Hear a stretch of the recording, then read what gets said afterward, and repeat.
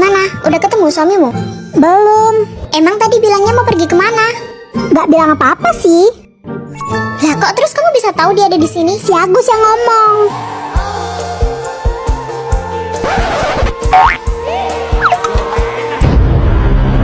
Lihat apaan sih?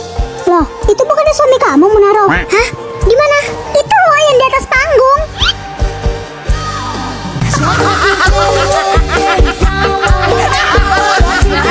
Lihat, dia lagi nyawer.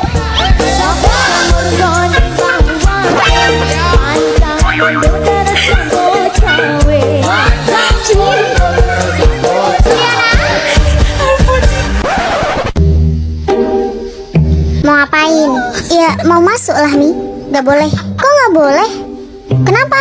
Malam ini Papi tidur di luar. Terus kalau di luar Papi tidur di mana dong? Kandang ayam nganggur tuh. Ayamnya lagi pada mudik.